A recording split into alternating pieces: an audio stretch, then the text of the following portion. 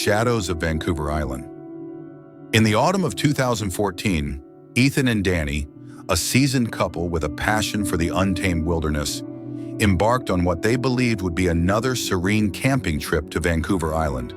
The island, a breathtaking mosaic of rugged coastline, emerald beaches, and dense whispering forests, had long been their sanctuary. Its isolation, far from the clamor of city life, offered a rare solitude that they cherished. Both were no strangers to the art of survival, having honed their skills through countless expeditions across the Pacific Northwest. But nothing could have prepared them for the chilling events that would unfold on this fateful journey. The couple arrived at a secluded cove, a hidden gem accessible only by a strenuous trek. 1 kilometer along a windswept beach, followed by 2 kilometers through a labyrinth of ancient cedars and towering firs. The nearest road was a distant memory, and civilization felt like a dream left behind.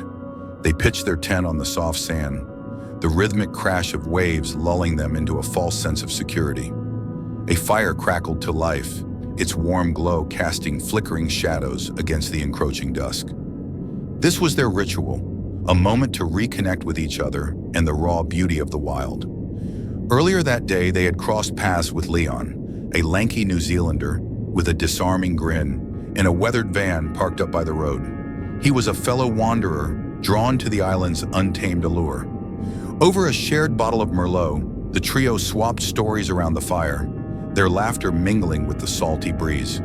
Leon spoke of his travels, of distant lands and starlit nights, while Ethan and Danny recounted their own adventures.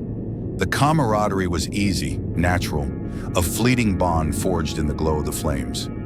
As the sun dipped below the horizon, painting the sky in hues of crimson and indigo, a subtle unease began to creep into the air.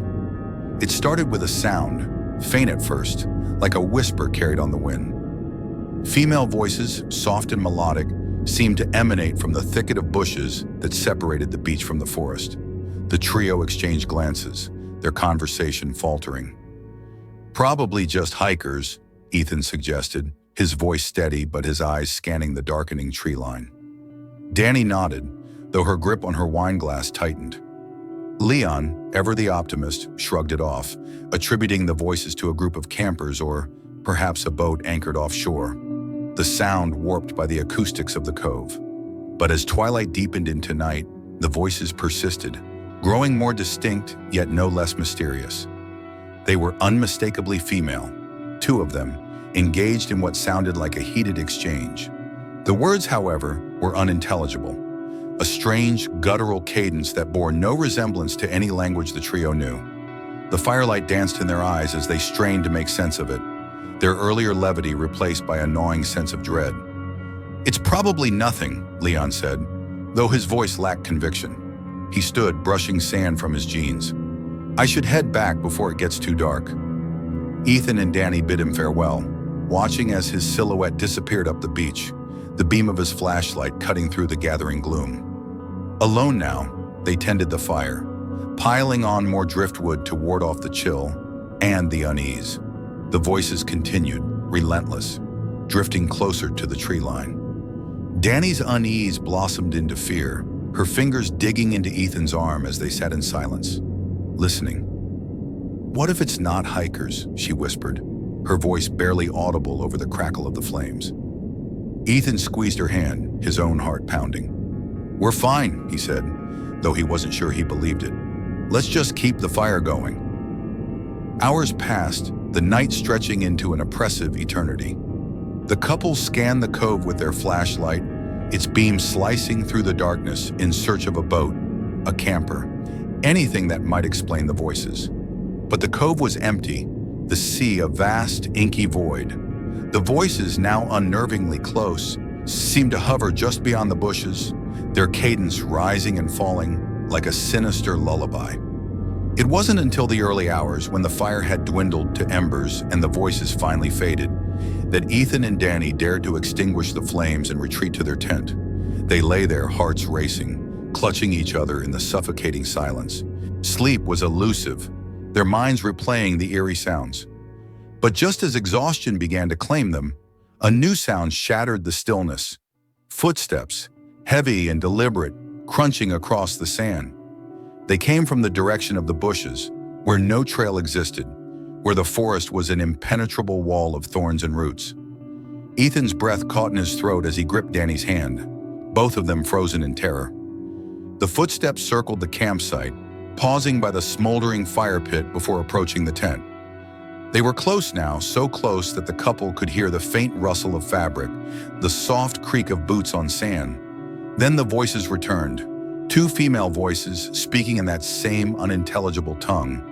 But now they were loud, almost shouting, as if arguing over some incomprehensible matter. The words tumbled over each other, chaotic and frenzied, filling the night with their alien intensity. The voices moved closer, standing just outside the tent, their presence a palpable weight. Ethan and Danny held their breath, every muscle tensed, praying that whatever was out there would leave them be. For a few agonizing seconds, the voices lingered, their tones shifting from argument to something colder, more deliberate.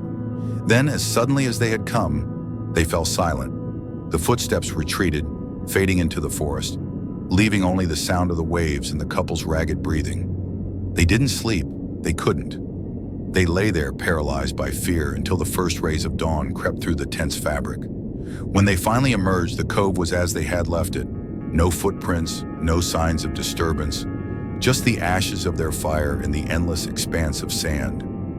They packed up in silence, their movements hurried, their eyes darting to the tree line. The hike back to the road was a blur, each rustle of leaves a potential threat. They never returned to Vancouver Island. The memory of that night a shadow that followed them, a reminder that some places hold secrets too dark to uncover. The altar in the woods, Wardurkin Myrum. Far from the misty shores of Vancouver Island, in the rugged foothills of Eagle Mountain, Utah, another tale of terror was unfolding. Kylie Cashwell and John Stone, two adventurous souls with a penchant for exploring the wild, had spent years scouring the forests south of Salt Lake City. Their hikes were a quest for the unusual, forgotten relics, hidden trails, the kind of discoveries that made their hearts race. But on a crisp September day in 2015, they stumbled upon something that would haunt them for years to come. Kylie had been hiking alone in Cedar Fort, a desolate stretch of wilderness just 5 miles from the city, when she first noticed the strangeness. The forest was littered with animal bones, their bleached surfaces gleaming in the dappled sunlight. Piles of rusted junk, old tires, broken appliances, dotted the landscape, as if the woods had become a dumping ground for the unwanted. But it was the symbols that unnerved her most. Crude, unsettling shapes carved into tree trunks, painted on rocks, and etched into the earth. Some resembled pentagrams, others spirals or jagged runes. Their purpose unclear, but their presence ominous. Determined to share her discovery, Kylie returned on September 15th with John, her trusted hiking partner. The trail was familiar, yet the air felt heavier, charged with an unspoken tension. As they ventured deeper, the forest seemed to close in around them, the trees leaning closer, their branches clawing at the sky. They found the bones again, more than before, arranged in patterns that suggested intent rather than chance. A deer skull hung from a low branch, its empty socket staring blankly. Nearby, a circle of stones enclosed a pile of feathers and what looked like dried blood. But it was further along the trail that they found the true horror. In a small clearing, bathed in the fading light of the setting sun, lay a severed deer head, its antlers twisted at an unnatural angle. Surrounding it was a pentagram, meticulously crafted from the deer's own legs, their ends planted in the earth like macabre stakes. The sight was grotesque, a tableau of violence and ritual that sent a chill down their spines. Kylie snapped photos, her hands trembling, while John stood guard, his eyes scanning the trees for any sign of movement. "We need to go," John said, his voice tight. The sun was sinking fast and the forest was growing darker, the shadows lengthening into claw-like shapes. They turned to retrace their steps, but the trail seemed different now, its landmarks unfamiliar. The path twisted in ways it hadn't before, leading them deeper into the woods rather than out.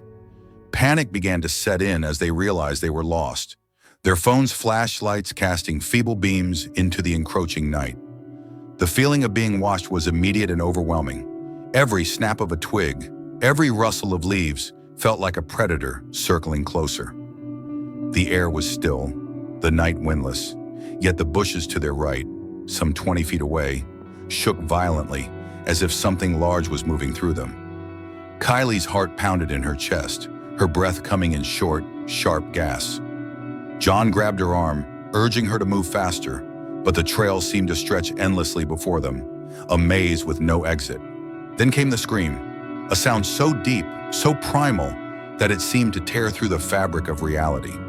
It was neither human nor animal, a guttural roar that echoed through the trees, freezing them in their tracks. Kylie's blood ran cold, her mind racing with images of the pentagram, the bones, the symbols. John, braver or perhaps more reckless, glanced back, his face paling. "There's something back there," he whispered, his voice barely audible. "It's big, too big." They ran, their flashlights bouncing wildly, branches snagging at their clothes. The scream came again, closer now, accompanied by the unmistakable sound of pursuit. Heavy footsteps crashing through the underbrush. Kylie fought the urge to look back, her focus fixed on the trail ahead. But John's warning echoed in her mind. Too big to be human. By some miracle, they stumbled onto a familiar path, the glint of Kylie's car visible in the distance. They sprinted to it, locking the doors as they gasped for breath, the forest silent once more.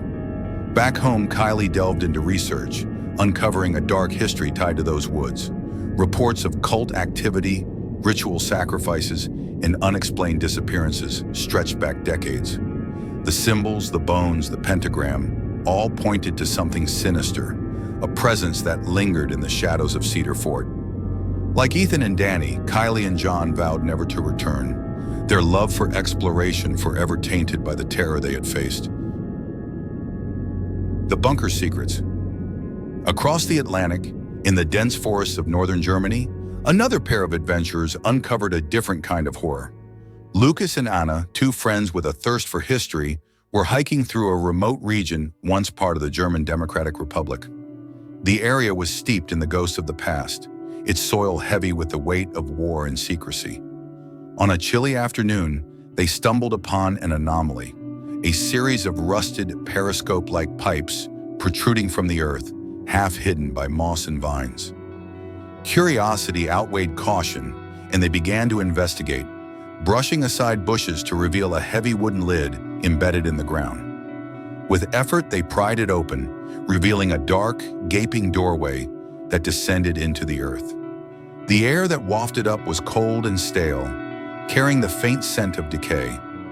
Armed with flashlights and a reckless sense of adventure, they descended, their footsteps echoing in the claustrophobic tunnel. What they found was a sprawling military bunker, a relic of World War II, its concrete walls scarred by time and neglect. Tunnels branched off in every direction, forming a labyrinth that seemed to stretch endlessly beneath the forest. The central corridor was lined with rusted doors, some ajar, revealing rooms filled with debris. Rotted papers, broken furniture, and the occasional piece of military equipment frozen in time. The scale of the place was staggering, its silence oppressive, broken only by the drip of water and the faint hum of their own breathing. As they ventured deeper, the atmosphere grew heavier, the air thick with an unspoken menace. German graffiti marred the walls, the words "Hilfe," help, scrawled in frantic, uneven strokes. Lucas, who spoke fluent German, felt a chill as he translated for Anna. "This doesn't feel right," she murmured, her flashlight beam trembling. But their curiosity, now tinged with unease, drove them onward. The deeper they went, the more disturbing the signs became. The tunnels grew more decayed, their walls slick with moisture, some sections flooded with stagnant, sewage-like water. More graffiti appeared, this time in English. "Hello, Satan, I love you." The words were jarring, out of place in the cold, utilitarian bunker. In one cavernous room, they found a strange machine, its purpose unclear, its surface coated in grime. Nearby, a single shoe lay half buried in the sludge, as if its owner had fled in a panic, leaving it behind. The realization hit them like a physical blow. This was no ordinary bunker. The hurried abandonment, the cryptic messages, the eerie silence. It all pointed to something darker, something that had driven the bunker's occupants to flee. Was it the Nazis, desperate to escape as the war turned against them? Or something else, something that lingered in the shadows of this forgotten place? Lucas and Anna didn't wait to find out. They retraced their steps, the weight of their discovery pressing down on them, and emerged into the fading daylight, vowing never to speak of what they had found. The duffel bag. In the rural heart of upstate New York, near the sleepy town of Downsville, Bill, an avid hiker, faced a terror of a different kind. It was late fall of 2016, and Bill was visiting his brother, whose modest home and barn sat on the edge of a vast, untamed wilderness. The forest was ablaze with autumn hues, its floor carpeted with fallen leaves, creating a serene backdrop for Bill's solitary hike along a narrow trail that wound through the countryside. The trail was a quiet one, connecting scattered properties in an area where neighbors were few and far between. Bill relished the solitude, the crunch of leaves underfoot a soothing rhythm, but his peace was shattered when he spotted something out of place. A black duffel bag, pristine and new, lying in the middle of the trail. It was an odd sight, out of context in the wild. And as Bill approached, a foul odor hit him, a sickly, rotting stench that made his stomach churn. He stood over the bag, his mind racing. Was it trash, abandoned by a careless camper, or something worse? The smell suggested decay, the kind that came from flesh left too long in the open. Bill's heart pounded as he debated what to do. He knew he had to look inside, if only to rule out the unthinkable, but fear held him back. He was reaching for the zipper when a sound stopped him cold. Footsteps, heavy and purposeful, crunching through the underbrush. "That's mine. Please don't touch it," a voice growled. Bill spun around to see a man emerging from the woods, his frame large and imposing, his jacket stained with dirt, his jeans frayed. His eyes were hard, unyielding, and they locked onto Bill's with an intensity that made his blood run cold. The man snatched the duffel bag from the ground, slinging it over his shoulder with a grunt. "Thought someone forgot it," Bill stammered, trying to keep his voice steady. The man's lips curled into a thin smile. "Just storing my kill, hunting, you know." Bill nodded, but the explanation rang hollow. He wasn't a hunter, but he knew enough to question why anyone would store fresh game in a duffel bag rather than a cooler. And the smell, that wasn't the scent of a fresh kill. It was something older, something wrong. He apologized, forcing a smile, and continued down the trail, his pace quickening. Behind him, he heard the bag hit the ground, as if dropped in haste, but when he glanced back, the man was gone. The forest, once a place of solace, now felt alive with threat. Every rustle of leaves, every snap of a twig sent his pulse racing. He pulled out his phone, desperate to call his brother for a pickup, but the signal was dead, the woods a black hole for reception. He pressed on, his senses heightened, the crunch of leaves behind him growing louder, more insistent. He stole glances over his shoulder, catching fleeting glimpses of movement, a shadow darting behind a tree, a figure too large to be ignored. Fear turned to certainty. He was being followed. The man was there, stalking him, his presence a silent promise of violence. Bill broke into a run, the trail blurring beneath his feet, his breath coming in ragged gasps. The sound of pursuit was unmistakable now, leaves crunching in rhythm with his own frantic steps. Ahead, an abandoned property loomed, an old house, its windows boarded, its lawn a tangle of weeds. Exhausted and out of options, Bill tried the back door and, to his relief, found it unlocked. He slipped inside, the musty air of the house enveloping him. He ducked into the first bedroom, crawling under a dusty cot, his heart hammering so loudly he feared it would give him away. Moments later, the back door creaked open, followed by heavy footsteps. The man was inside, his breathing labored, his steps methodical as he searched room by room. Bill held his breath, every muscle tensed, as the footsteps entered the bedroom. They paused, agonizingly close before moving on. The back door slammed shut, and silence returned. Bill waited, paralyzed by fear, until the threat of darkness forced him to move. He crept out of the house, sprinting down an overgrown driveway that led to a quiet road. A passing car, a rare stroke of luck, stopped to offer him a ride. Back at his brother's house, Bill called the police, recounting every detail: the bag, the smell, the man's menacing pursuit. The officers took his statement, their faces grim, but the truth remained elusive. The duffel bag was never found, its contents a mystery, though the rotting stench and the man's desperate chase suggested a horror too grim to contemplate.